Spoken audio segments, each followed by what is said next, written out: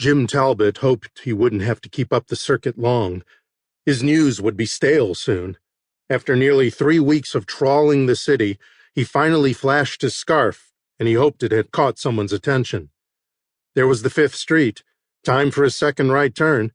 Suddenly, a carriage drawn by 2 sweating horses pulled up beside his hansom cab. Steam rose from the horses' backs into the chilly London air. A familiar figure in a derby leapt out of the carriage and onto his cab, spitting out the stub of an unlit cigar in the process. "Inspector, I didn't expect you personally." "No time. Tell me quickly." "I was on the outer circle at the west by south side of Regent's Park when I saw a man in the park hand a black box to a young boy. I saw the boy fall down. The man retrieved the box, stowed it under his overcoat, and walked briskly away. I lost sight of the man for no more than a minute, but he emerged to the street and hailed a hansom cab in front of me." "Could you hear where they were going?" "Yes. King's Cross Station. I followed them onto Baker Street, and just south of the Allsop Place intersection, I displayed my colors so as to alert you. Having to stay on my course of right turns at every 5th Street, I'm afraid I lost them shortly thereafter." "What was he wearing?" "A top hat and a long black coat. I didn't see much else." "Good work, lad. Our horses are spent. You can take me and the rest will follow."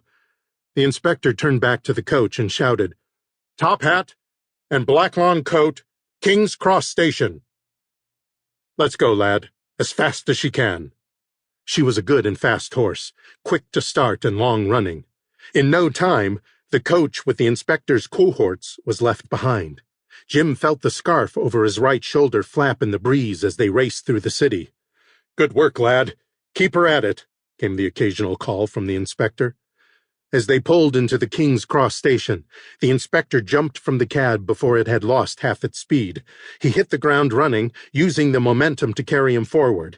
His legs appeared almost unable to keep up with his torso until the momentum bled off, thus allowing him to run more upright than headlong. Jim watched him disappear into the station. Jim wondered how long the coach would be. They had to be a couple of minutes behind by now. He called out calmingly to his horse, "Good girl. You've done well today.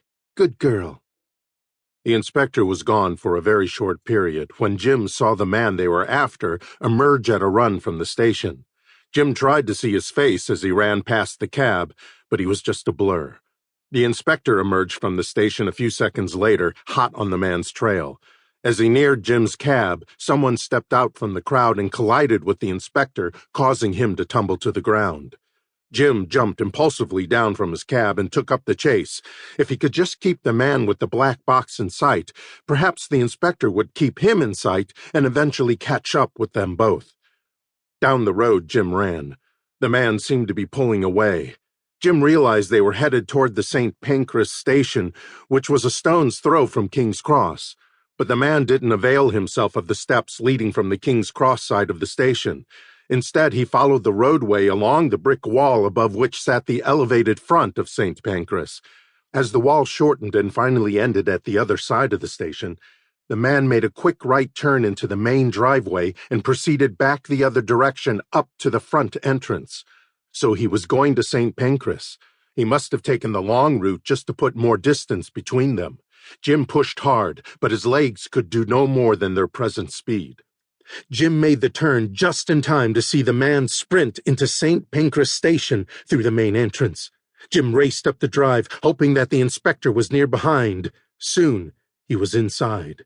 Inside the station, people jostled about like swarming bees in a hive, but Jim made out a top hat bobbing above the crowd and heading for the platforms. Jim followed as best he could, still losing ground by the second. Coming around a corner, he heard a conductor's whistle followed by the chug and hiss of a locomotive. When he arrived at the platform, the train was pulling away from the station. "Was he on that train?" Jim heard from behind. The inspector was soon beside him, breathing hard but glancing about like a hawk, trying to regain sight of his prey. "I think so, sir. I followed him to this platform, but I didn't see him board." 3 other men came running up to join them, all breathing hard as well. "You," the inspector shouted at one of them, "find out where that train is going and alert the next station."